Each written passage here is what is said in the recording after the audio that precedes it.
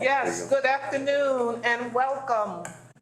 This is, I want to say a miracle, but I'll say it's magnificent to see all of you in person after being on Zoom for such a long time. Absolutely.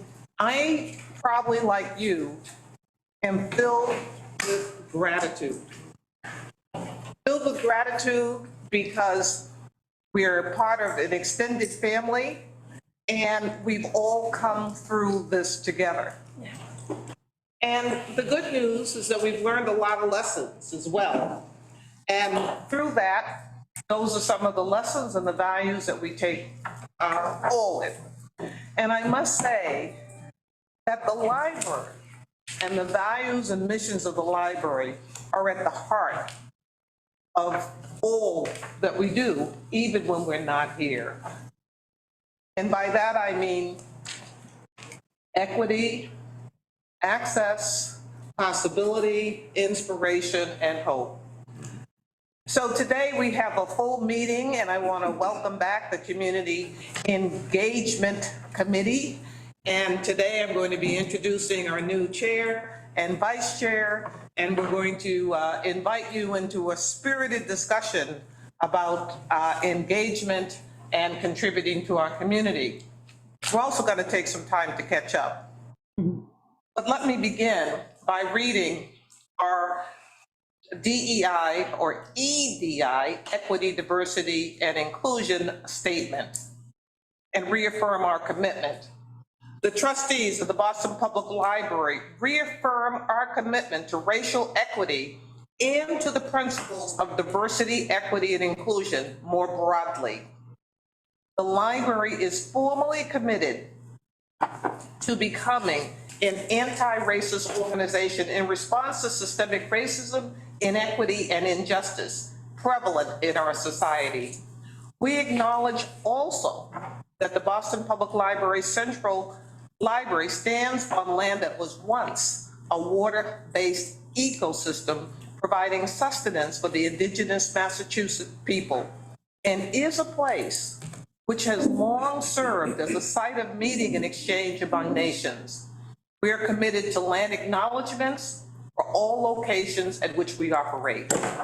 We reaffirm this commitment to set the context for our planning, deliberations, and public engagement so that they take place from the spirit of welcome and respect found in our motto, free to all. Thank you. If I may just remind everyone that this meeting is being recorded, and if the public would like to sign up, you are welcome to do so in person in the back by 4:30. And if you are online, please feel free to do so by signing in via the chat. Thank you. And Pamela, will you call the roll call of our members, please? I'm just going to read your last name. Marana Ortiz. Here. Joe Berman is absent today. Coleman. Here. Forey. Here. Mr. Paris Jeffries is absent today. Leonard. Here. Linehan. Here. Maxwell. Here. Miles is stuck in New York on a flight.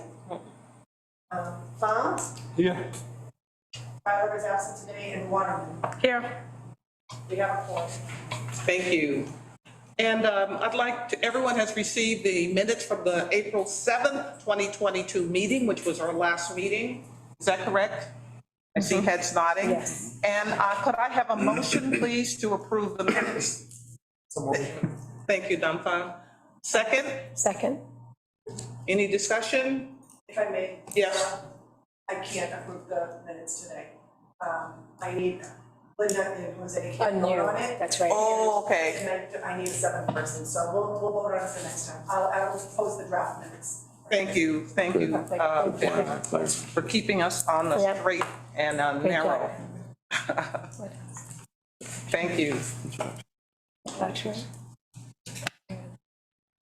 So I've already alluded to it, and you can see on our agenda, the committee name change. So we are now the Community Engagement Committee. Why? And we're going to be talking about this and discussing this a little bit more.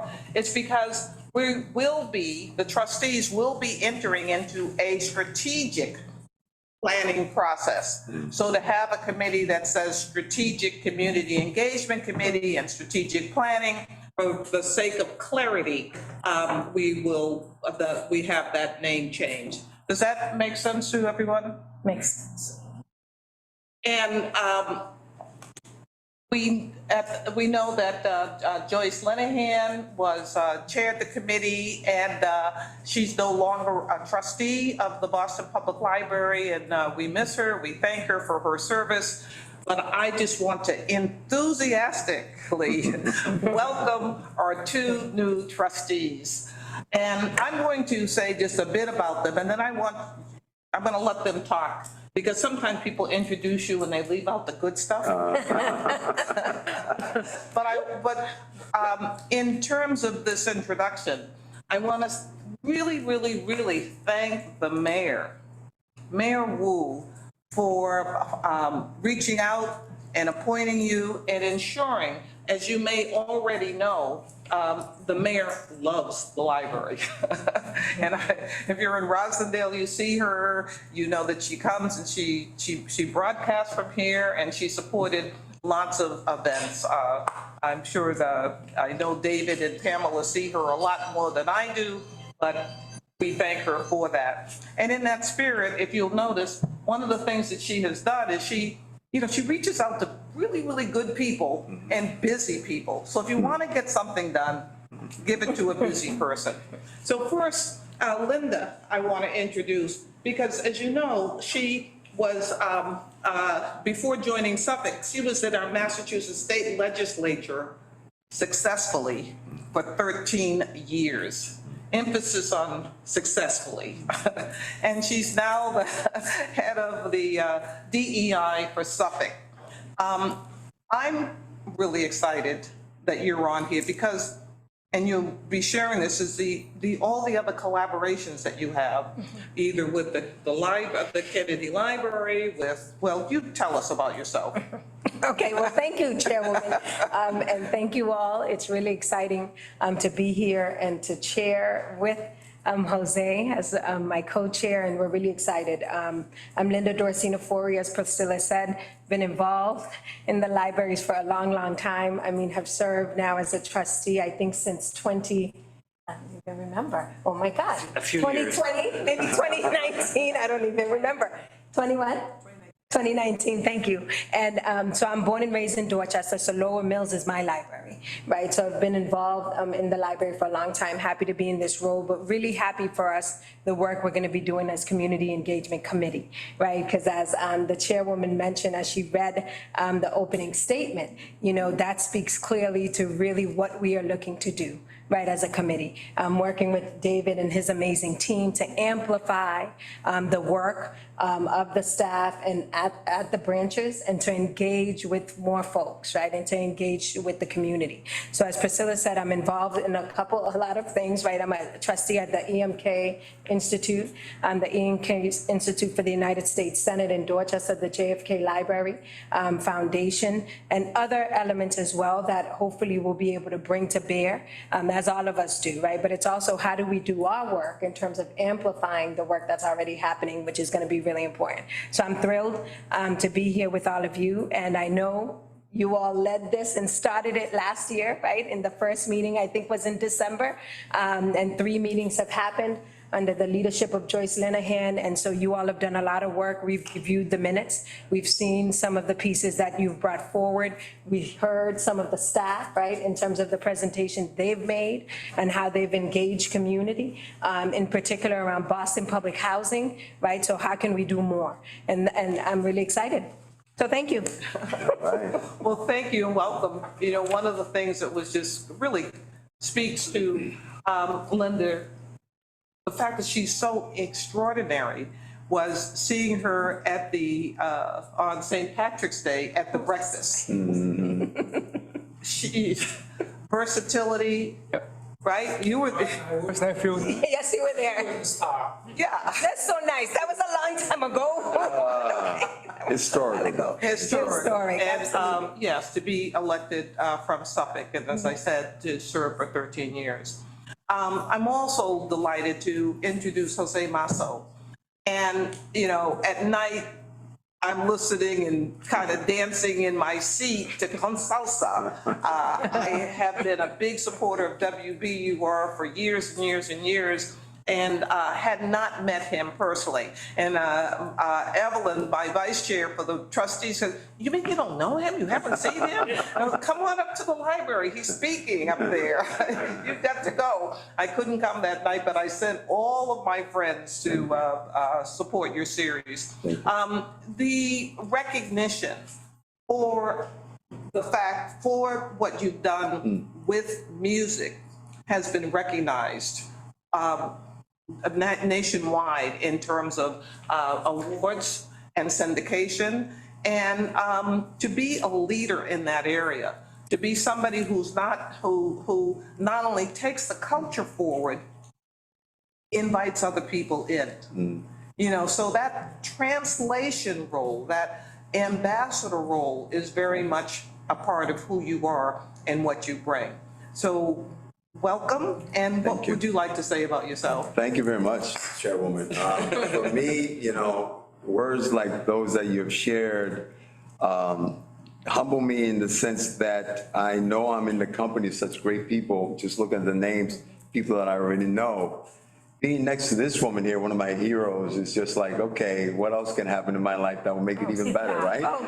But I say that to all of you who are watching in Zoom and those of you behind me that I cannot see because I can't do 180. You know, I think having this opportunity that Mayor Wu has given me to be on the board, first and foremost, is unique for someone like myself. I am following the footsteps of some great people who have been here before us, some who we know very well, and they are the shoulders that make it possible for us to continue that legacy. At the same time, you know, when I come to this library in particular, my start professionally for my life was right around that church on the corner of Dartmouth and Newbury at a school called Copley Square High School. That's right. Which is now the Snowden, where I taught when I graduated from college back in 1973.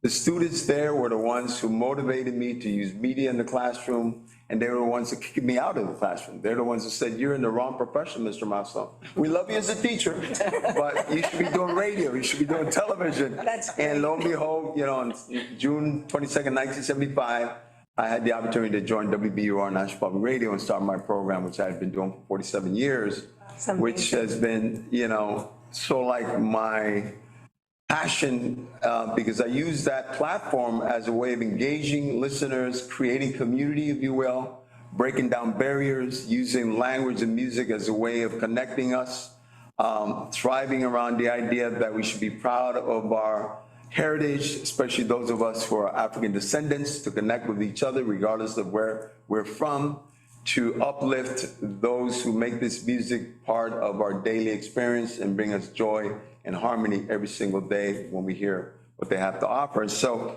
I hope that my role here, and in particular as the vice chair to Chairwoman Rossini Furry, is to further uplift and engage those communities that are all through the city in a way that they can feel that our branches are very much part of their homes, where they can go to, where they can connect with each other, where they can learn, where they can grow, where they can thrive as people, and at the same time see that they have a place that gives them agency, and which is the library, right?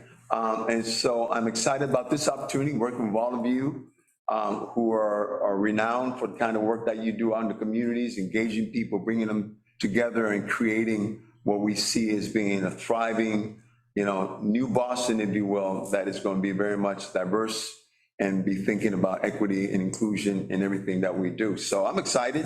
I'm happy, I'm thrilled that this committee is part of what we're doing, and that the people who have joined us will make this even, you know, a more of a successful, if you will, adventure. So thank you. Thank you for your leadership. Before I officially turn the gavel over, I'd invite the rest of the committee to introduce themselves. Yeah, please. That'd be So, great. because we haven't seen each other for a while.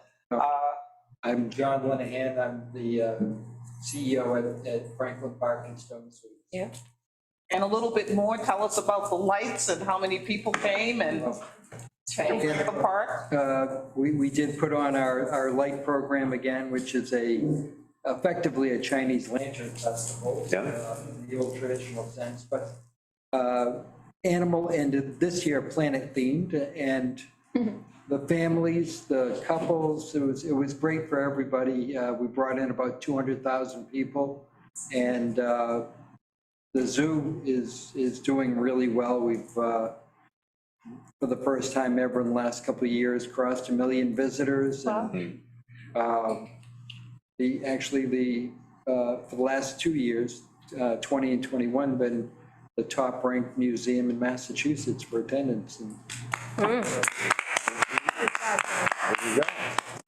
we have an awful lot of, and more all the time, of access programs that are ensuring greater equity than we ever have before, and programming. And similarly to some of the notes I read in preparation for the meeting, we've had a very active co-design program for programming that is just sort of, after a year and a half, it's hard work, but really gaining some momentum in terms of bringing our surrounding communities into the zoo to co-design the programming we do to increase the relevance and the value that, and the overlap between people's needs and interests and the skills and abilities and mission the zoo brings.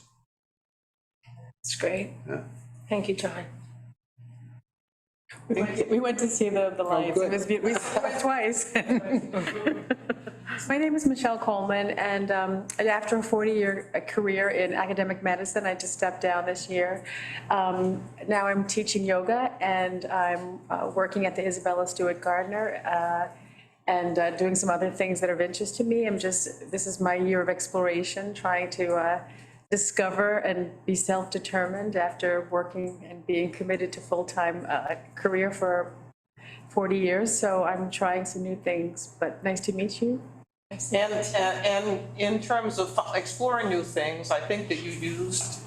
Yeah, I feel like I'm a library super fan. I mean, so so I just started doing a play book reading group at the Roxbury Library. And then when the city launched its composting program, I took a program on a course on zero waste, so how to use all the little bits and pieces that get left behind in your refrigerator, and exploring a vegan diet. So I took a course this summer on vegan cooking, and I realized at that time that I'm not ready, but it was very interesting.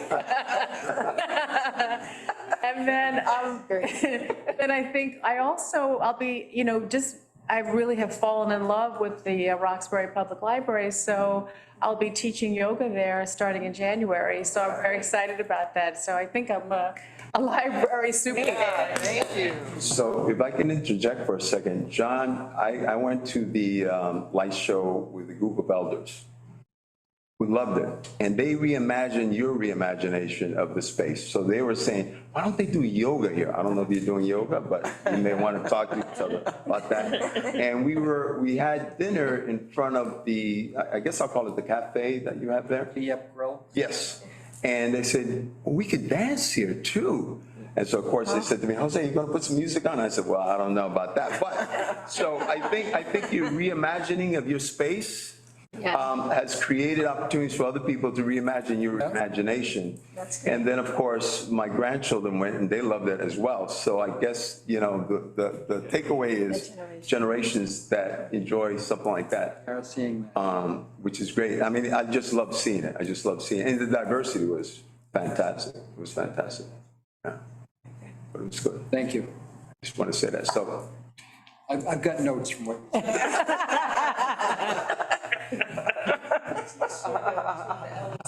Okay. there you go. There you go. Okay. And trustee, So Evelyn Arana Ortiz, one of the trustees here. I chair Finance and Audit. I chair the Fellows Trust, vice chair, sit here, I don't know, whatever they tell me to do, I do. Going back to give the busy person something busy to do. I'm an executive, a healthcare IT executive at Athena Health. And love the library and, and everything that we do. So thank you for sharing your stories and enjoying the library. That's some of the programs that we do. Yeah, I So love I'm it. happy to hear that you're attending. So here, I, because I chair the fellows program, happy to share, to share some of those experiences and how we engage the community at large to launch programs like yoga and wellness and cooking and so many others that really impact everybody in the community. And wasn't there a film that you helped Oh, actually, from Central Pioneers, the into the? Pioneers. yeah, Can you talk a little bit about- yes, I'll talk about that a little bit. Blanca Bonilla recently created a film documentary, Latino Pioneers in Boston. And it highlights these community leaders, their migration to Boston and the struggles and everything that they've accomplished. And actually, my daughter did the sound for her. And it was great. She did her premiere here in RAB and also did another screening over at Roxbury that was super well attended. We had to bring more chairs out because it had so many people. But it's the most interesting about that movie is it happened, these are people who came in the 60s and 70s and their struggles here in Boston. And it's interesting, that I came many years later, but I can relate to a lot of their stories. So great documentary, very well attended, and happy to, it's about connections, right? We connect people and we make things happen and engage the community. Nice. Thank you. Let's start at that end and then. Sure. My name is Nam. Until recently, I was a bureaucrat. My last job at the state was director of real estate and assessed development for the Commonwealth. And before that, I was assistant secretary for business development and international trade. Right now, I'm developing my own consulting business, focusing on helping small business and helping large company dealing with the discussion of DEI. DEI is more than just black and brown. Yeah, exactly. More than that, so that's what I'm focusing on. I'm also run a nonprofit called Asian American Empowerment. Okay. So give myself easy. There you go. And one of the things that I think you told me is that in terms of visitors to Boston, the library is what, number? Yes, the library, this location has always been my home away from home. I was so happy, 40 years ago, when I walked into the library and found books that I could read and understand. So it's a gem for all of us. I was telling Chairwoman Douglas that before coming into the building today, I came across a German family that was visiting Boston. And we started talking, they're staying right across the street at the hotel. And I said, so what are you going to do for your visit? And he said, well, tomorrow we're going to be in the library. I said, excellent. Turns out that their teenage daughter has an assignment, take photos of people reading. I said, I'm pretty sure you're going to find a few photos to do that. But the fact that they had thought of the library as being a point of destination while they're visiting says a lot about, this library being a point of destination for outsiders. BPL, Faneuil Hall, and Fenway Park are the three most visited locations from a tourism point of view in Boston. That says a lot. They have something in common, I'm sure. Thank you. Hi, my name is Pam Wedman. I am a project director at Harvard at the School of Public Health in the Department of Social Behavioral Sciences. And I have been doing research there for the last 23 years. And additionally, I'm also the director of the Museum of African American History Stone Book Award, which is how I got connected with this committee. And it started, the first award was in 2018. And it is now a $50,000 prize to the author of nonfiction work that focuses on African-American history and culture, and two $10,000 prizes to the finalists. And as part of the program, the winning author every year gives a talk at the Boston Public Library, and our winner this year was Howard French, who had a fascinating conversation with David just 2 weeks ago, I think it was. Additionally, I'm Michelle's spouse, and so we did go to the light show twice. And as the partner of a super fan, I have become more engaged with the library. As a child, I was a huge fan of the library. I used to come home with a stack of books that was taller than I was, so I'd have to look around it to walk down the street. But over the last years we've been engaged on this committee, Michelle has encouraged me, and because of my work on the committee, I have been doing more things. I renewed my digital library card. I have been downloading books to my Kindle when I can. We both went to that vegan class, and I knew before Michelle knew that she would never be able to. I just heard her on the way home, where she's like, yeah, I'm gonna do it. I'm like, no, you're not. I'd like you to talk just a little bit more about the Stone Book Award. Sure. Because that relationship with the library, we really treasure that. Yeah. And could you just say how many people, talk about the folks who, like Sarah Lawrence Lightfoot and Paul Cook. Yeah, so it was started originally in 2017 as kind of the brainchild of Marita Rivera, who was the CEO at that time, and Kathy Stone of James and Kathy Stone Foundation. And the point of it really was to bring more attention to the museum, to get the museum on the national stage, at the same time as it was encouraging scholarship in the field of African-American history and culture. And so we have an honorary committee right now of 8. We just added another member, but it's Kathy. But we also have Ibram Kendi on our honorary committee, Lee Pelton, the CEO of the Boston Foundation. We have Suzanne Nessel, who's the president of PEN America. We have Kathy Stone, of course. We have Paula Johnson, president of Wellesley. Gary Bennett, who's the vice provost at Duke.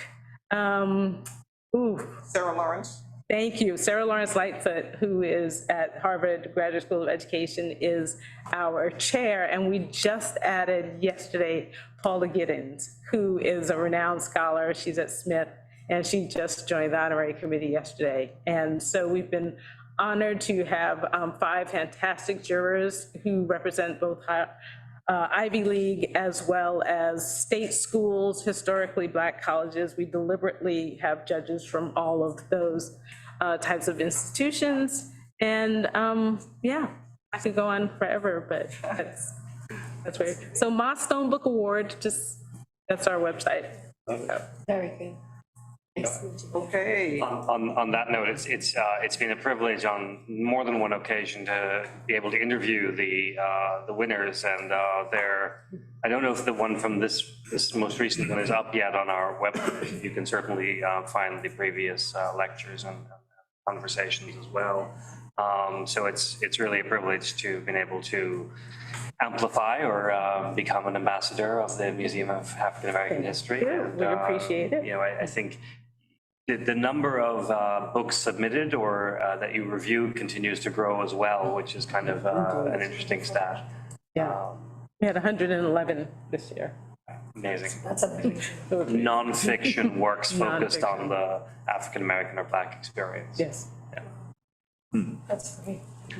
I'm David Leonard, I'm the president of the Boston Public Library.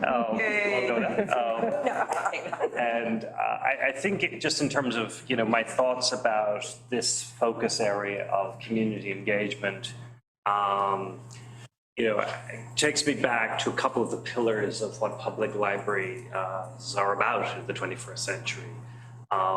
In certainly world gone by, we might have said, well, libraries are about books. Yes, they're about books, but the focus today would be on reading and literacy putting the people at the center of the principle or pillar. And so I think as we think about community engagement, it's thinking of the library as being in the people business. Now, yes, we're in the book business, but it's really the reason we do that is because we're in the people business. And the second pillar is really about community and gathering space. It's about the physical, sometimes online, but physical spaces where people can gather or visit or come together. And so I also, just listening to all of you, we are the community. You have experiences, we have experiences with the library that are part of our lives, whether it's in partnership or whether it's as a user or super fan, as we have discovered. We are the community. And so I think the opportunity here as an extension of the trustees is to help the institution ensure that the 685,000 people who are residents of Boston, have access to the same experience that we were all just talking about. So I think our framing, and we'll get into this a little bit later, I think with our new chair and co-chair of this committee, is how to put meat on the bones of that principle or that philosophy in a way that will help the institution, help the staff reach more people. That's what we're really hoping, I think, to do. And it may turn out that it's as much about amplifying work that we already do or making new connections. We clearly have the Museum Pass program that allows us to, some of our users to gain access to the zoo. We have, the Book Award program that we, act as an adjunct to, if you will, in some respects. We have the work that we've done with the ART and the production space and reading as well. So there are many ways in which I think this work builds on things we do, but we have more people to reach, and so that's what we hope. That's my hope for what the work of the committee will do in a way that amplifies the library. Maybe I should just roll, in the interest of time, straight into my next point. Yes, that would be great. Which I think I've kind of, well, Priscilla, unless you had more, you wanted to. Everyone feels welcome. Thank you, Chairwoman. I want to ceremonially, this is the gavel, we don't have a real gavel. I'm passing the gavel to Chair and Vice Chair. Thank you. Thank you. Now I'm going to pass it to David. Okay, great. So just to continue, we had an interesting year of noodling over this concept and what is the Times strategic community engagement. Now, of course, it's strategic, but community engagement is the focus of our work. And as an extension of the trustees, this is work that is in the realm of governance, oversight, some strategy and policy. So I just want to put that framing out there. Because I think what the opportunity to do here is amplify work that's already happening, to bring new ideas forward. But at the end of the day, the trustees have a role, and library staff have a role, and the community has a role, and just to think of that framing as we continue our conversations. One phrase that I think we landed on that we want to see if it has legs is this concept of the ambassadorial role, which we would invite you all to perhaps embrace and see if the hat fits, and if not, we'll move on and find a different way.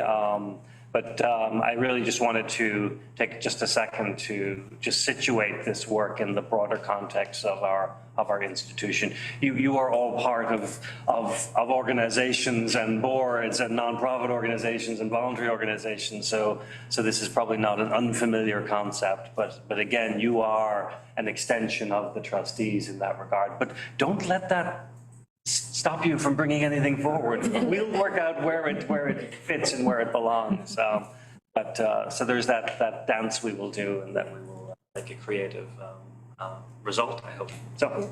Absolutely, There we go. David, thank you. And even in the beginning, as we did that introduction, right, you already saw the synergy and the connection. Jose's like, wait a minute, yoga, the seniors would love to see this at the zoo, and I think that's what it is, right? It's how do we come together and really become ambassadors, right? Which is important. As I think of the research you were doing on being a vegan, right? If taking a picture of yourself, just researching in the library and putting it out on social media, which is gonna be critical too as we do this work.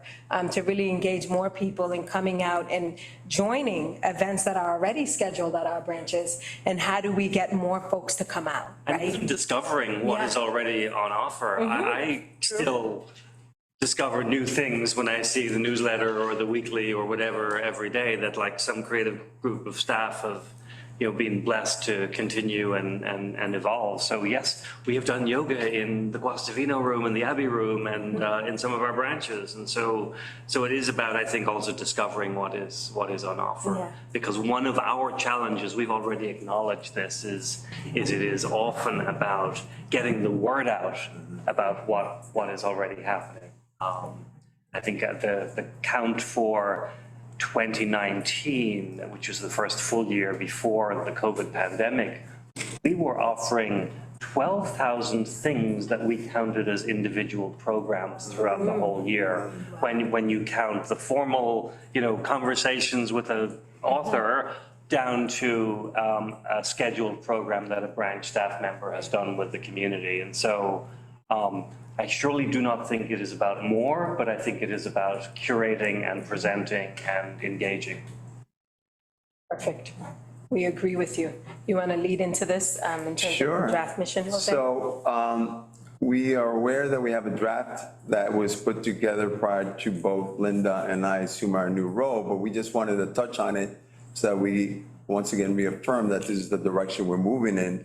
At another moment in time, we'll have a meeting where we're going to really unpack not only the mission, but also the charter and things of that nature. But just for your review, you can see it right there. I don't know if I need to read the slide, but it's very clear how we see our role in enhancing what the library is doing, and in particular through the services, collections, programs, and spaces, which then is a great segue to revisit what David, I think, keyed up for us, which is the whole role of you as members of this committee and as ambassadors, if you will, in which I'm going to ask, if you don't mind, from each of you, A, what do you see yourself being able to bring to the table to add to what this committee is?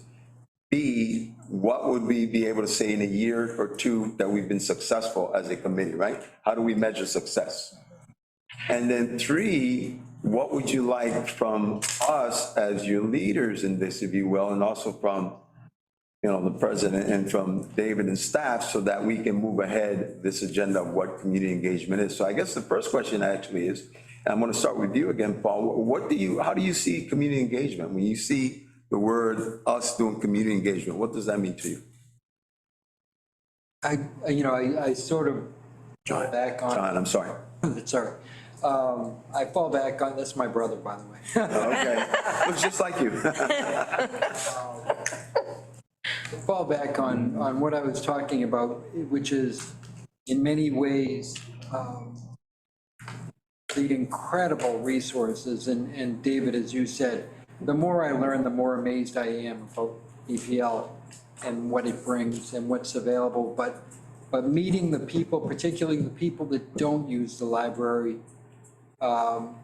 in ways that are relevant to their lives.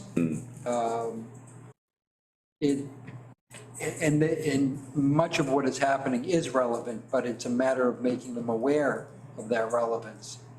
But also garnering their input into sort of along the lines of co-design of what they think they need, and trying to serve that within the library's sphere of work, not necessarily deviating the entire library in its programming, but trying to meet people where they are and bring relevance and value. this place permeates with into their lives, because I think there are an awful lot of people who are still missing out. And it's unfortunate, but I think that is a key place that we might be able to help. I think it's an endless opportunity for us. We're not going to reach an endpoint. Measuring it might be by first-time library use. A measure along that line, if we set a goal for ourselves and strive for it. But I think, to me, that's the big shortcoming. We have library lovers, and I'm a library lover as well. Studied for grad school in here, endless hours. But it's such a resource, and so many people are still missing out. I agree. I don't want to add another word to your statement, but one of the words that's missing for me, and what I, especially after the pandemic and during the pandemic, community. So like one of the, right now I'm in the play reading group, and what's so fantastic is, you can be vulnerable in this space. We're reading On Beckett is coming to Arts Emerson, and we realize Beckett feels like formidable for many of us as readers. We just don't know how to read the work or approach the work. But, in our group of readers, we do feel safe with one another to dissect this work together. And there's about a half a dozen of us that come and are reading this play, and then we're going to see the play. And I think we all have these fresh eyes, having dissected the work together. And, of course, kind of hearkening back to something David said, we can get the books all the time. Now we have the electronic resource. I get ebooks. Literally, I have 6 books sitting in my queue, read them alternating, fashion. But the really rich piece is reading this play together and then seeing the words, and then sitting in the audience, of course, when we see the performance and being like, aha, I understand Beckett now, existentialism. But we really got to that through this communal discussion. And then also having that vulnerability of thinking, oh, we can tease this out together. And I don't know that would have happened if we hadn't been, I sort of give the library a lot of credit for offering this program, and then bringing people of all different classes, all different walks of life together. So we don't even have like a typical Beckett reader. It's just like all different types of people that are coming to the discussion and adding something rich to it. And I felt elevated by that too, because there were people in the discussion that I might not have been open to talking to as an individual person just in the world. But of course, at this table, I'm like, oh, it levels us all out. We're all here for this purpose. And it just felt so enriching. So community, if it could be squeezed in there, even. Yeah, I got you. Alluding to it, I understand, I understand, yeah. Yeah, particularly during the pandemic, I realized how much we missed community. Yeah. Great addition. It's wonderful, Michelle. I like that, Yeah. I like that. Sure, I am a very simple man.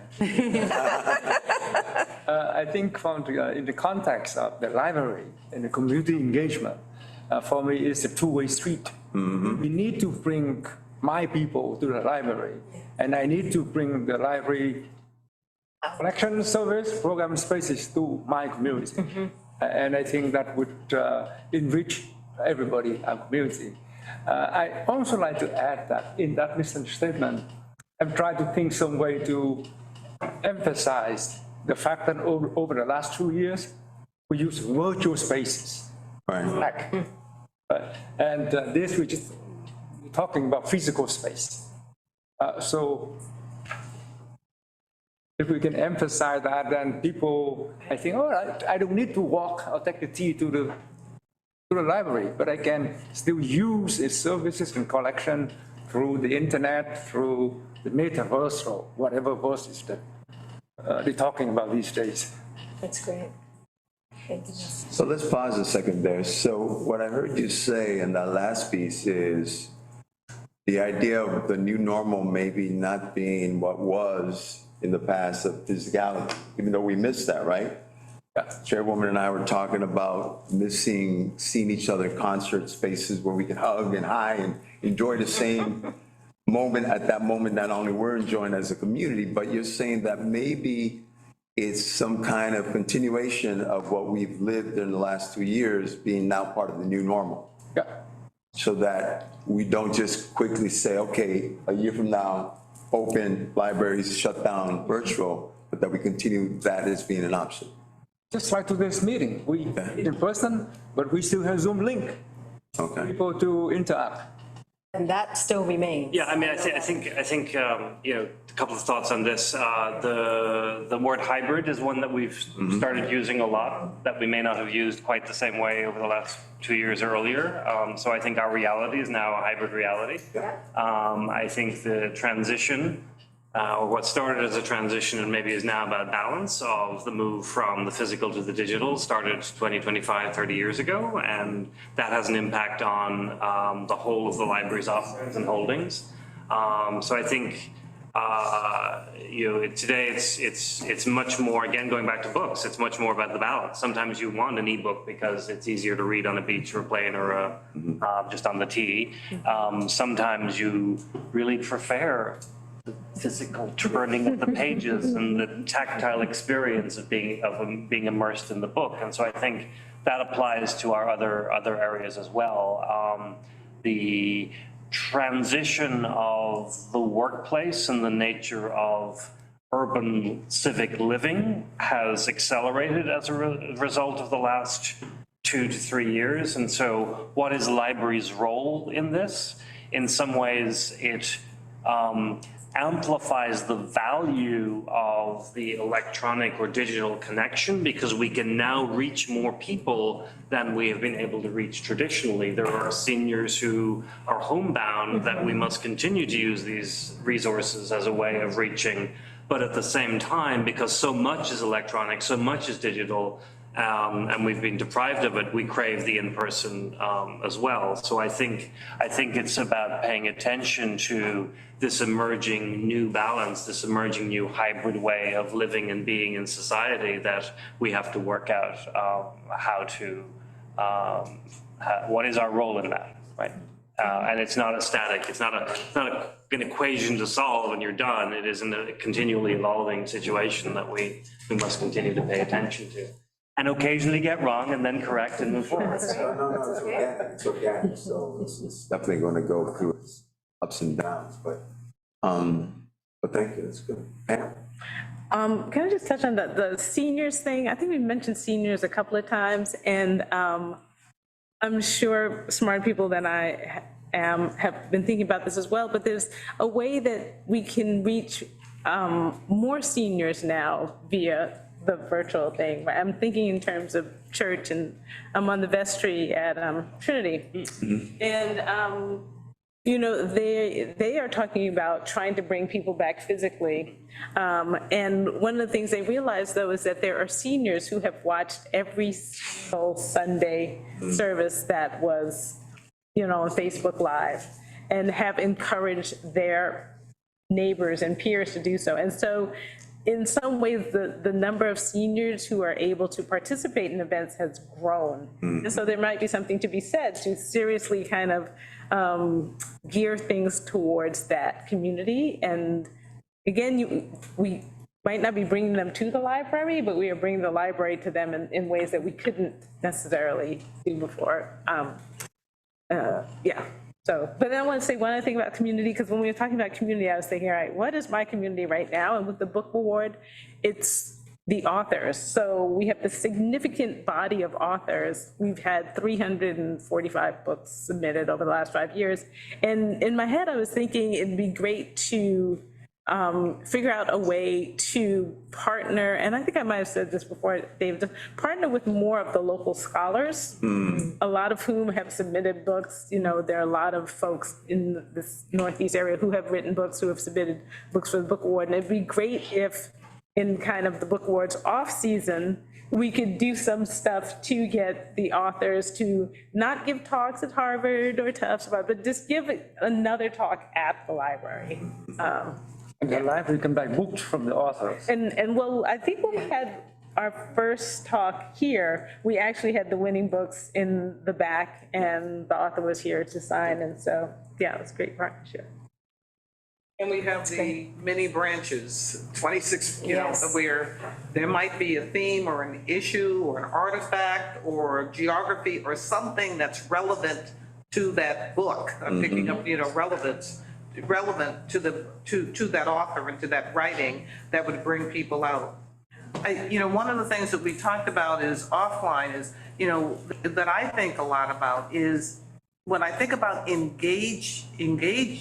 this is a community engagement committee. It's really, what do we mean by engagement? And David and I had this conversation. What does it mean to be engaged in something? And that's really the heart of it. When people are engaged in something, they bring themselves to it. They bring themselves to it. That's the relevancy.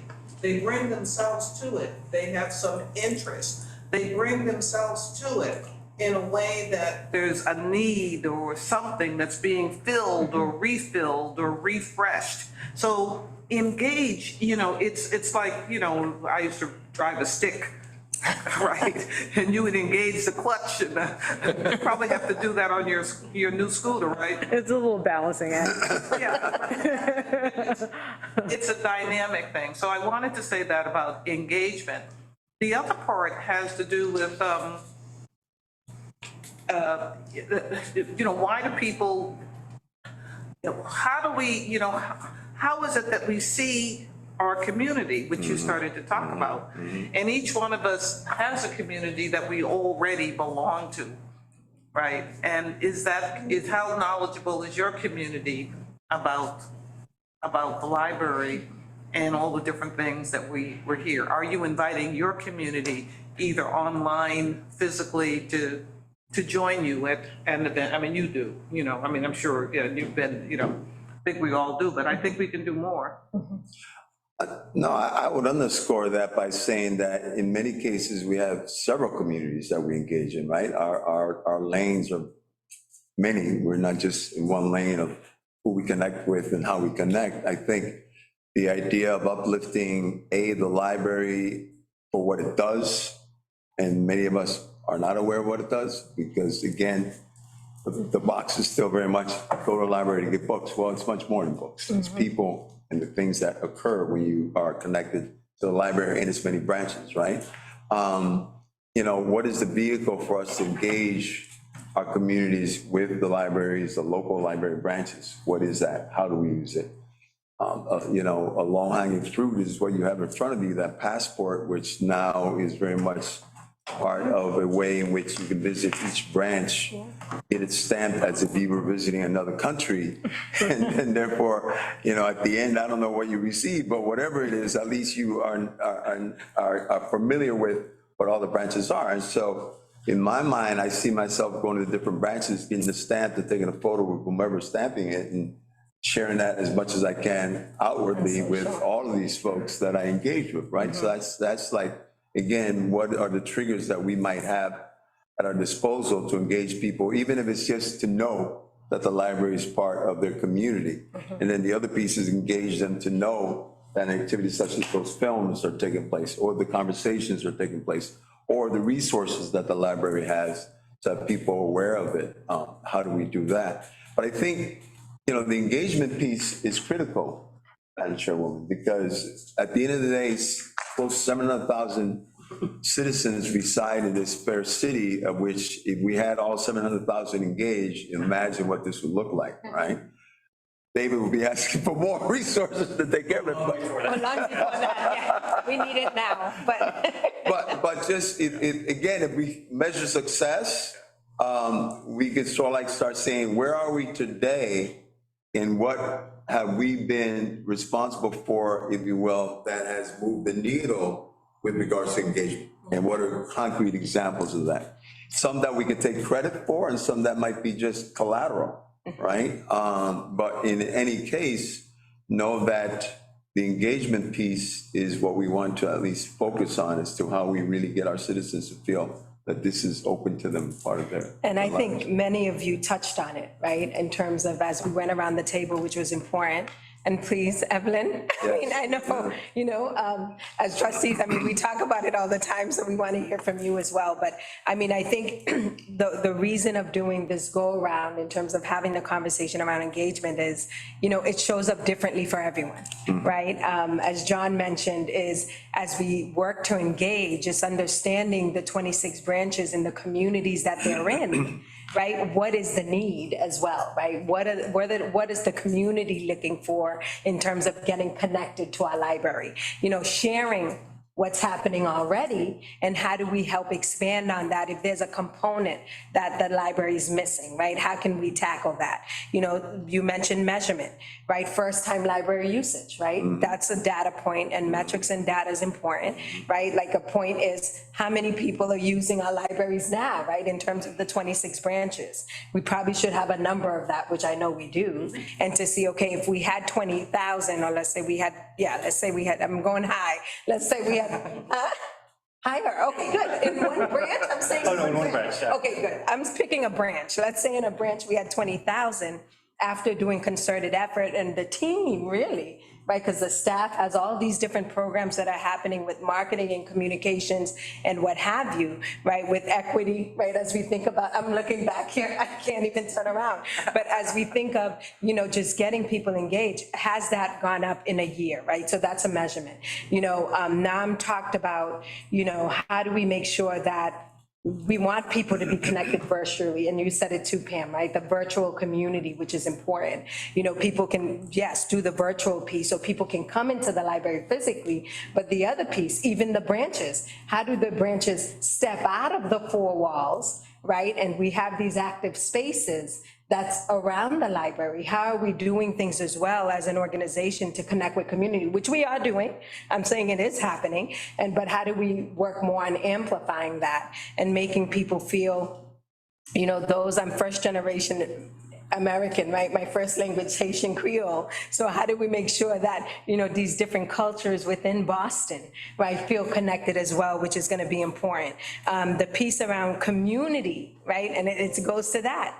It's a place of community, right? We want people to feel connected, right? Whether you're young, and this is what's happening in our libraries, after school. Libraries have become an after school place, right? For kids will leave school, go to the library, and they will wait for their parents to pick them up, whether it's an hour or whether it's 3 or 4 hours later.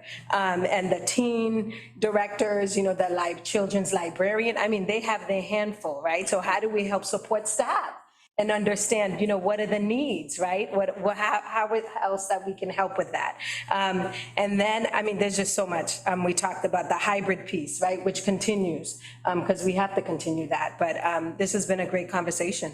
And I was gonna say, Linda, because on the hybrid, we do keep track how many homes are checked, how many people in programs. But one question I have, David, do we keep track of views of things that happen hybrid? And the reason I say that, because as we were talking, and we're living in a hybrid world.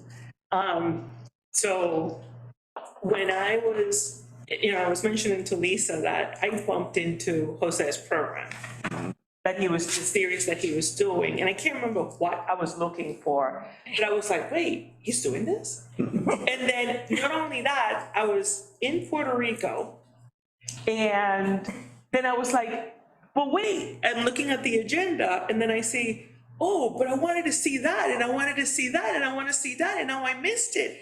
Come to find out, there was a link with the recording, and I was like, oh, I didn't miss it. I can just go to the recording. Oh, yeah. So even though I only participated physically on one, I was able to see all these other, his talks about these other artists, which makes me think, we are extending beyond the walls of the library. And then so, coming to metrics is how many people are engaged, virtually, not only at the time of the event, but also, like I sent it to my husband, I was like, oh my God, you gotta see this, and you're gonna see that, and my husband saw it, and then he shared it with another one, and then he shared it with another one.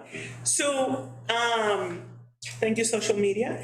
So I don't know, so that was another metric that I wanted to mention, that it's not out of our normal metrics, but it's, how many views on these programs that are hybrid that we do offer. The recordings after the fact. So yes, although what we haven't been doing is reporting on them in aggregate.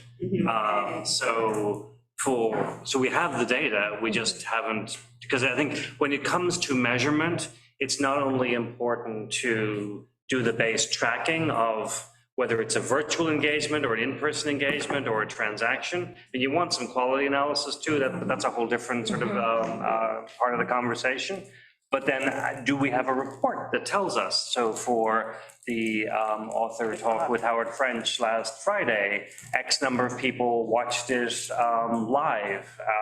And then, in the week intervening, how many more people have watched it? And then a year from now, when we're doing the next one, how many people watched in the intervening years? And we actually now have 3+ years of curated content that I think is another way of engaging with the library. And I think you are right to point out that it's not just Boston, and we are primarily the Boston Public Library, but we're also the Library for the Commonwealth. So we have statewide reach and responsibility, and then the whole world, right? So I think ideally being able to tell who people are at some level of aggregate level makes sense too. But I do think we'll get in a second to the slide about the topics that we are proposing to provide to the committee. And I invited several of our staff and leaders to join us today to listen to the conversation in order to be best prepared to take up those topics if those are the topics you indeed want to engage in. But I do think in this context, given where the conversation has gone, we should be adding measurement and evaluation specifically to this list of topics, either embedding it within them or adding it as a separate breakout. I just wanted to mention, before we leave this topic, engagement is, we talked a lot about breadth of engagement. How many people, how many new people, how many total people. But I think one other thing we might think about and harder to measure, I think, is depth of engagement. Quality. Yeah. It's like anything. When people ask me what college should I go to or whatever, I often tell them it's not as important what school you go to, it's what you put in, and what you put in is often very much what you get out. And I think the more people put in the level, I mean, your incredible level of engagement, all the things you're doing for the library, and you're getting a lot out of it personally because of that. So I think as we think about these things, let's not forget depth of engagement. Mm-hmm. You can measure how many times a first time person comes back over some period of time. I think we as an institution love counting things. We're really good at that. But equally, our children's librarians in particular will always be the first ones to raise their hand and say, look, I spent 2 hours with this kid on such and such a book or a homework problem or whatever, because the quality of the interaction is not capturable in the quantitative data. I just have to say, we had some people on a bicycle-driven bookmobile come to the zoo from the library. They were absolutely incredible. The skills that they brought, the enthusiasm that they brought, I mean, honestly, they could have been a sideshow with the level of energy they brought. That's great. And they just blew me away. The skill they had with engaging the kids, the animal stories they were reading to kids at the zoo, just pulling them in. They were performers and they were skilled instructors and at the same time. And I was truly blown away. I would have them back every day. Do we have that? That's great. Yes, that's what he's referring to. I know we have the video. Do we have the engagement? I know with children, it's a little tricky, but. You'd have to see it on video because you would just be amazed to. We have some snaps that we take periodically. I don't know if we have that one in particular. But that's what. So if I could say two things picking off what you both said. So Michelle, I think you're an example of engagement in the sense of super engagement, right? Yeah. So to the point that now you're doing yoga at Roxbury Branch in Union Square. That is the example of what we're looking for as far as quantitative quality engagement, right? It's not just the first time going in to find out something. It was like, oh, this is a space where I can do X, Y, and Z. So that's one. Second, John, what you just shared with us about what happened at the zoo, you know, part of my experience in life was that I worked in the area of sports and entertainment, and then I was at Northeastern University at the Center for Sports and Society. And many young people, when they thought about sports or entertainment, they thought about being on stage, being in front, or when they thought about sports, they wanted to be the one dribbling the ball or throwing it or batting, whatever. And we would open the curtain and show them that there were many other careers to do that were related to sports and or entertainment. That didn't necessarily mean that they had to be the athlete, right? And then we would have professional athletes who would say to them, look, the chances of you being X, me, is not gonna happen, but the chances of you being doctor is gonna happen. And so part of this engagement piece for me is how do we create that enthusiasm, that future pipeline of young people who may not be aware of a library and a career in librarian as being accessible to them. And what you just said to me is an example of where you bring the library to the community. A kid sees that, doesn't think about that as being what a librarian would do or somebody who works in the library. But that sounds to me as if I were a kid, I'd be like, what was that? And how did that happen? I could do that. And what do I need to do to be able to do, you know what I'm saying? So I think we have assets that we might be able to also make sure that they are part of how we engage with communities with another purpose, which is how we establish pipelines and things of that nature. Yeah, I just wanted to say that as an I observation. think you should want to go to the assets that we have. There we go. So this, So you want us, yeah. so there's really just two topics left on the slides that I think are worth talking about. This is the more involved draft charter for this committee. And, you know, it's up to you whether you want people to spend time on this now, or because the conversation has been so rich, maybe the task is come back to the next meeting with whether you want to tweak this. That's right. Or, Because you have not received this, I'm not sure, right? You've not received this draft. They have? Okay, you've received it, so what we'll do, we'll table this for next, when we come back together, really to have more an in-depth conversation, but also please come with your thoughts and how can this be tweaked. This was put together, obviously, from the previous 3 meetings in terms of when you all came together to talk about community engagement and what does it look like. And so the chair, Joyce, David, and Priscilla, chairwoman, you know, pulled all your thoughts together, and this is how it showed up. So we can table this for next meeting. Yep, and Perfect. on the previous slide, we had the draft mission statement Yes. at the library level. The library as level, opposed that's to right. Committee level. Committee level. Although we never finalized it because it replaced an older one. Yes. So adding community is still something that can certainly go forward as we engage around more of the strategic planning conversations in another forum. But I think basically that makes this homework. That is homework, right? This is- And why don't we go to the staff? Yeah, into that potential We're discussion. proposing, which I, Ignore. Okay, great. yeah. So, and just hi, Priscilla Foley is our Director of Neighborhood Services. So all of the branches report up to Priscilla, and Priscilla and her team have been working on outreach plans at the branch level. Come join us. So these are not necessarily topics we're proposing to get into in depth. No, just a couple sentences you can say about your work, that's all, David. Okay. But we're not, but again, this is for future conversations, because we're gonna work together in this, but go ahead. So the outreach plans that the staff does is the transition between being very active before the pandemic, what they could do during the shutdown, and then opening up the branches as we're there. So when we're looking at these plans, I sort of look at it as the way the Constitution is a living document, and so I want them to be reflecting on, did this work? You know, how many different organizations were we able to reach this week? So that's really, or this month, this quarter, this year, what do we want to do? And then as the director, I'll always need to connect in with my team about what is stopping you from achieving what you need to do. So those are conversations that we've been having. Good job. Thank you. Thank you, Priscilla. Also, as has already been noted in some of your feedback, we felt communications and marketing is an essential dimension to this work of community engagement. And So I hear. here is Lisa Pollock, our Chief of Communications and Strategy. Hi. One of the amazing things that has happened is that in the last 2 years, one of David's priorities for the budget was to add 2 more positions to the communications department.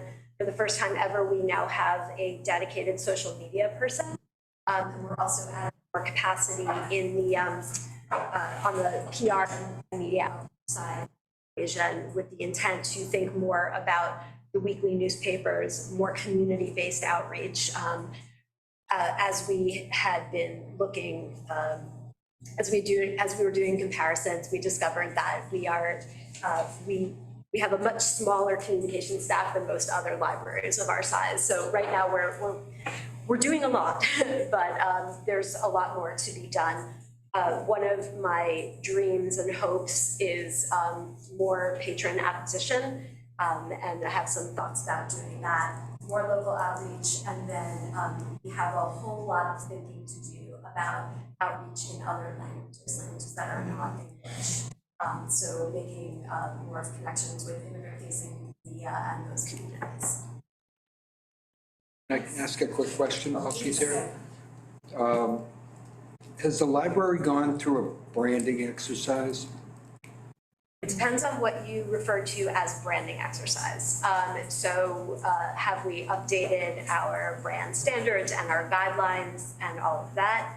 Yes. Have we gone through a formal key messaging process? No, we have not. I do have 9 years of consulting experience, and 25 years of PR experience. So I feel like we have a good handle on what the library's brand is.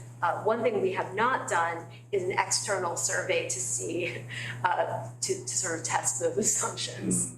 So I think that, bringing in some external help to test some assumptions, to help us develop a strategic communications plan / the dream is hiring an agency and just sort of doing really big outreach, because I think everybody around this table would agree, we don't know who we don't know, right?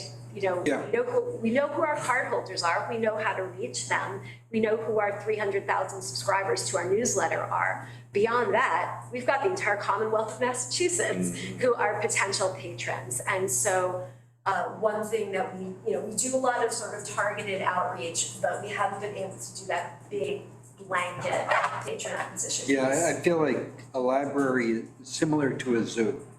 Both very, In so many ways. very well, historically, people have a concept of what they are. And it's both good and it's bad. If this was 1848, we were coming up with the idea of a library for the first time, we'd have an easier challenge than trying to, I think, reintroduce the I feel modern like library. just having a taste of all that you're doing, somehow if we can create a brand around the library that makes it cool. It's still thought of as a academic resource. Come on our tour of Teen Central in about 15 minutes as well, so. Yeah, check out Twitch. Broader public. Yeah. So John, I think, sort of in one sentence, it's that people know they love the library. They just don't know why. Well, there's a lot of people who don't know they love the library. Yeah. And I think, though, as I think about one of our goals, I think they are a key target market. Absolutely. Yeah.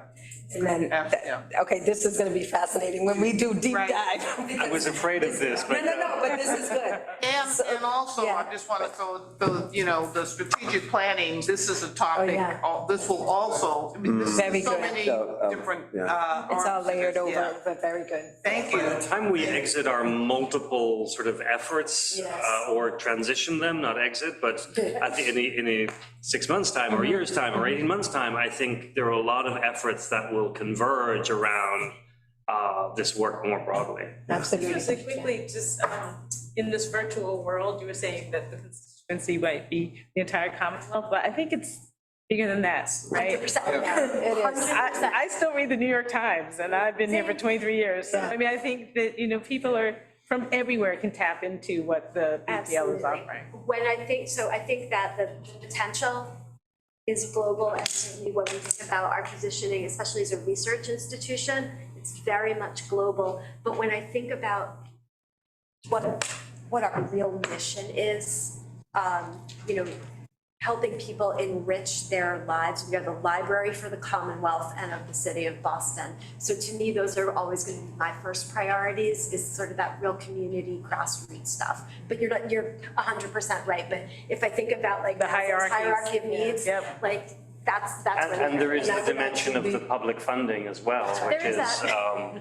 80% of our funding comes from the city of Boston, That's so right. our first So that's why I obligation would will. flip it, and I would say that the priority, and not priority, everything's a priority. Yes, we are global because folks do research all the time, online, virtually, at BPL. I mean, they just do. And especially when we see the amazing special collections that we have, right? The John Adams, all these different things that are right here. But I'll say that as we think of the different elements, and the Library of Last Resort was purposely done to make sure we get that money. Okay. I was proud of that with my colleague, Rep. Mike Grant. I was involved in that. Are you kidding me? I was involved in saving the libraries. It was like, okay, but yes, I'm like, that was wild. The chairwoman.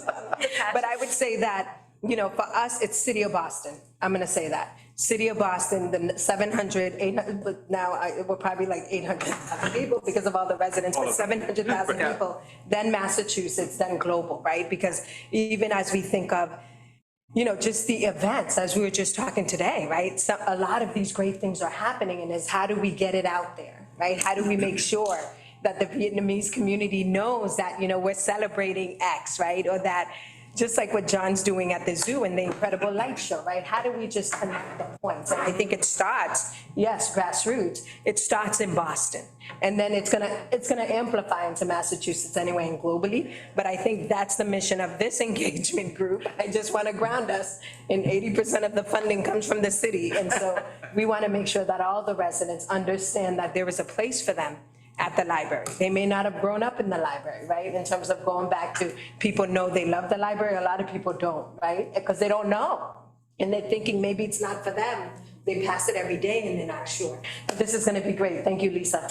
When we bring you back for engaging conversation. Speaking of partnerships. Yes. Because we will, There it is, Angela.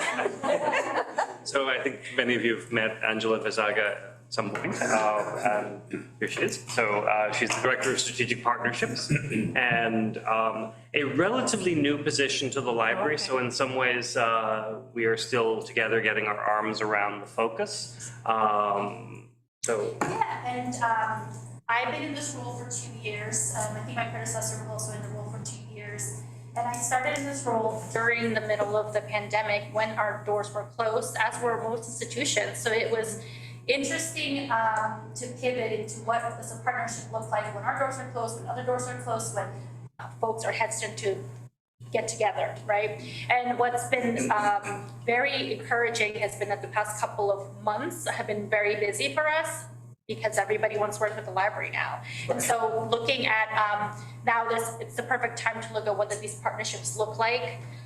And what do we want from these partnerships? I think everybody wants to work with the library, but we have to be conscious of staff capacity as well. Because I think as with any other institution, folks are moving around, changing careers. And while we want to provide excellent service to our patrons, it requires a lot of work sometimes. So it's finding the correct partners, finding those folks that want to, not only are we the only ones doing the work, they also want to do the work for us. It has to be a two-way partnership. What are we giving them? What are they giving us? And how are we both getting great value out of these partnerships? So it's definitely, I think, right now the perfect time to evaluate past partnerships, future partnerships.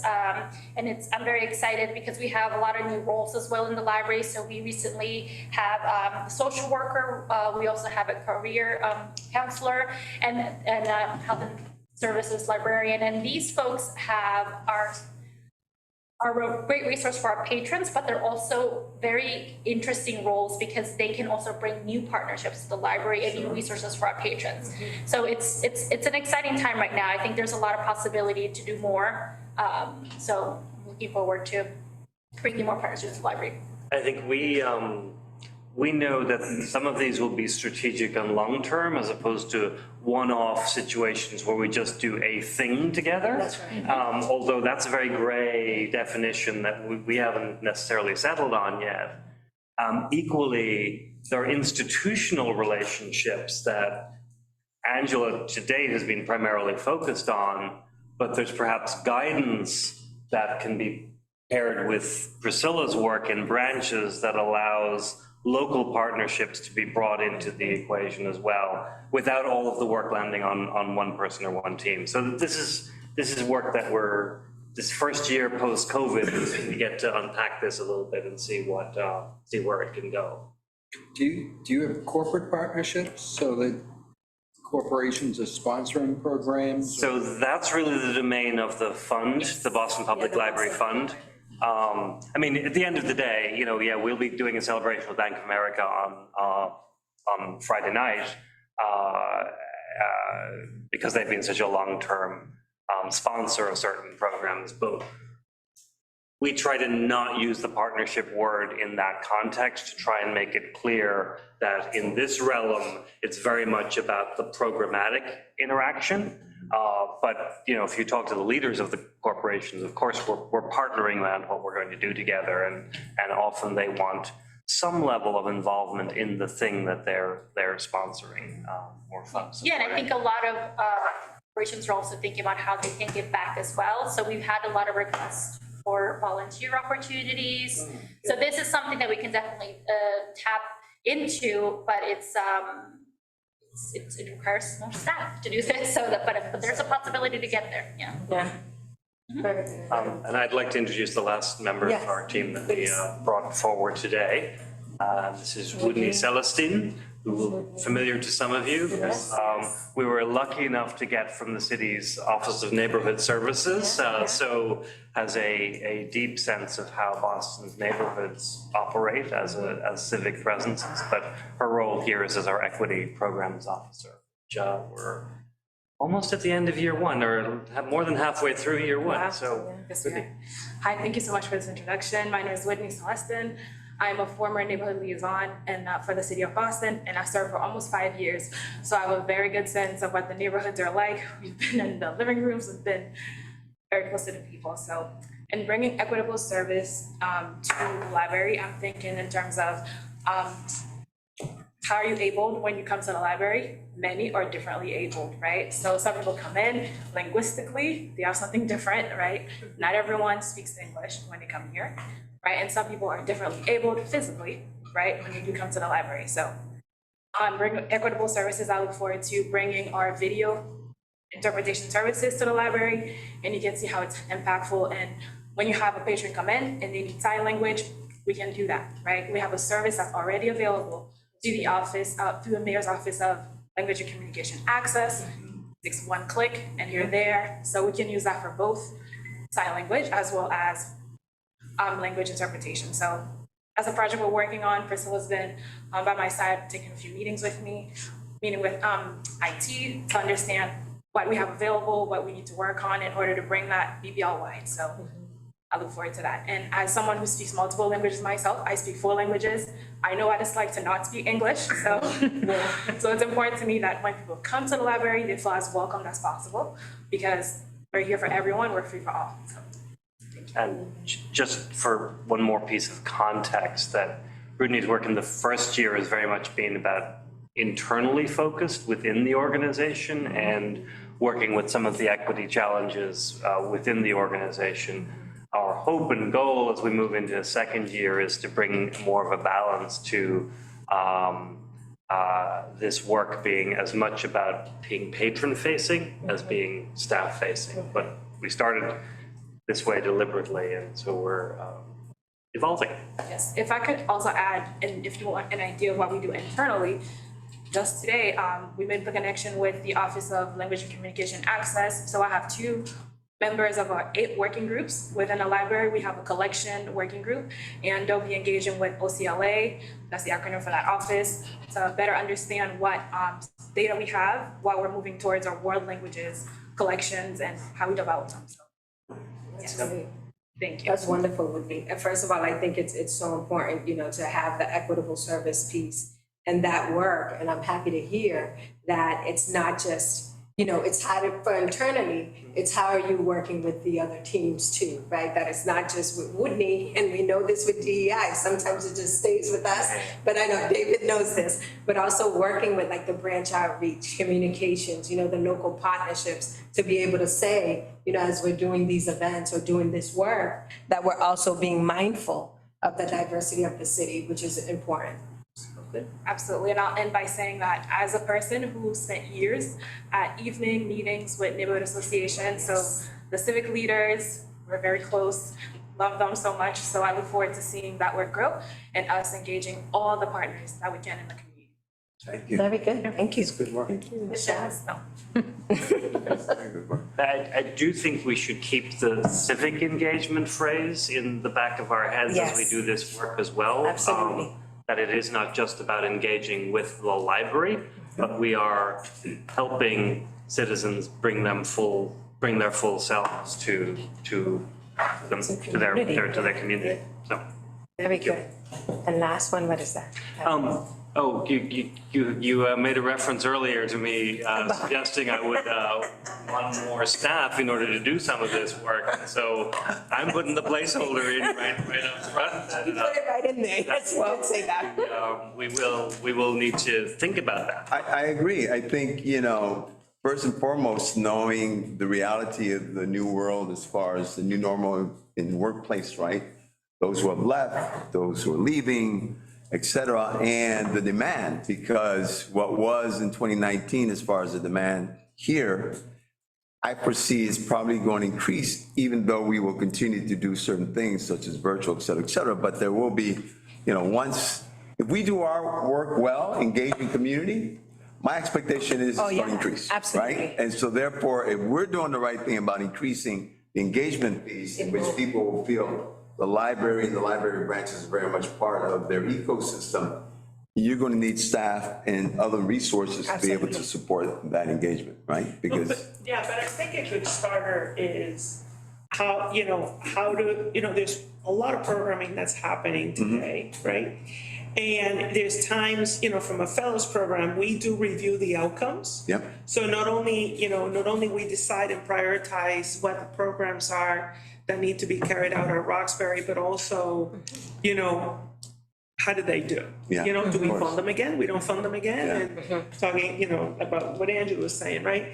And one of the things that it pains me is programs that we funded that sounded very promising, but the outreach wasn't there. Okay. And then so you Okay. had little participation on the program because maybe the right channels were not used. And so one of the things that you don't have to increase partnerships, you don't have to, it's like leverage what you have Yes. today. Yeah. And then how do we then increase the connections to increase participation on what we already offer? Yeah. Because I have to say, when I see the outcomes report and I see this program that I had a lot of hopes for, and then they're like, oh, we only have 3 people, and then 5 on the next time, and then nobody showed up, it's kind of like, Yeah, that's- Now, we also have other programs. We have Saturday piano lessons that we had to put the kibosh on the same people registering in because the waiting list was so high that we need to ensure that we rotate Yeah. people in Yes. the program. Yeah. So then, it goes, but it's important that we amplify what we already have, and then how do we best do it? Because the programming is great, but sometimes there's a lack of participation in the programs. Very good, Evelyn. Thank you. So we will need some guidance from the committee, Yeah. chair, vice chair, on how to tee up Yeah. these topics for future meetings or meetings. they're rich enough certainly to be one meeting at a time, but then that'll take the whole year. We bundle or we have a discussion that allows us to leverage all topics at once. So we certainly can take people's feedback today, or you feel free to digest and just let us know. I do want to just note that we are. It's 5:30? We said we would be at Teen Central between 5:30 and 6. Yeah, it's 5:38, Yeah. so. So let's do. Youth engagement is a big part of our work, and so this is one way to illustrate just one space that plays a role in that particular service. Absolutely. And we'll just go to this piece, and then, is there anyone testifying? Maybe only one. One person, okay, all right, we're doing good. I think we could do it, team. I think we could do it. So this one is a discussion around appointment of staff roles to formal committee or staff to the committee. As we look at A and B, one of the pieces I'll just elevate, because we said civic engagement, the Friends groups, right? Especially when we're putting these programs together, are going to be critical, right? To help amplify as well, because there are a lot of Friends groups for the various libraries. So how do we help them, and empower them too, to help, expand the word on the various branches. But you want to take the first one in terms of discussing the modeling engagement? Yeah, so I think the question here is, essentially, you all as the first group of ambassadors can, in what you choose to decide, can become models for engagement. I think the superfan model is one, but it may not work for everybody. And so, I would just invite you to think about modeling engagement. I know the passport is one way of certainly going and visiting branches. There is a water bottle prize after visiting and getting 5 stamps, a T-shirt after 15, and a medal when you visited all 26 locations. And that. And there's no deadline, right? Are there any deadlines? No. One of the things I just want to say, for these two topics, it might be just useful, because we haven't discussed them. I mean, we really haven't presented to the committee. Okay. What do the Friends groups do? How are they organized? Yes, so that could be We probably need a baseline before we get into I that. agree. Yeah. And a baseline on the, Athenaeum. this work as well. Okay, perfect. Yeah. So we should table that as well, Yeah. right? Or- Especially. Or let's read. Put it in the agenda, Yeah. in the future Yeah. meeting, Future meeting in which we'll get the presentations. Just to end, because we want to get on time for the teen center, is I think we've already heard, you've illustrated how you are already amplifying, if you will, uplifting the work of the library. How we then codify that in a way that all of us learn from each other, so that we can then model what we would like to do with both taking the libraries, branches to the community to us, is what we would hope that this group at least brings to the table on a regular basis, and even offline, just so we can at least add that to the arsenal of how do we engage, and what roles do we play as the ambassadors, if you will, with this kind of activity. I think we have the right group of people around us that have that kind of passion for this institution, and I think at the end of the day, we're going to learn from each other, right?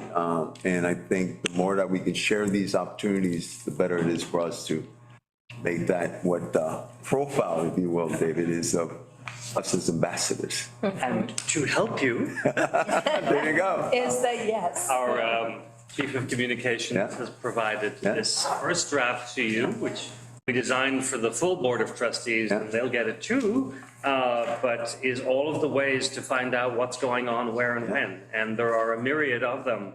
But rather than attempt to curate or spoon feed, we present you with this list of opportunities to follow along and see what you discover. Yeah, this is excellent. That's wonderful. So now we're going to move to new business. Is there any new business? All right, public comment? Today's lucky, the one gentleman who signed up left. Oh, wow, really? Our public attendees are online, so. Okay. All right. Well, that's it, is it not? Well, thank you all so much for participating this evening, and we're adjourned. You so-called, we adjourned this meeting at 5:45. 5:43. All right. Can I get a second? Yes? Yes. Done. Thank you so much. Gavel. Have to bring a gavel. Am I gonna have to bring my Now gavel? we're going to the. We're following you Before to, we leave, wait a minute. yeah, I'm sorry. Pamela? Pamela, what have you got? Just wanted to make it before you close the recording agenda, that they will be doing a private tour of the Teen Central as a week. Thank you. Thank you. Thank you, Pamela.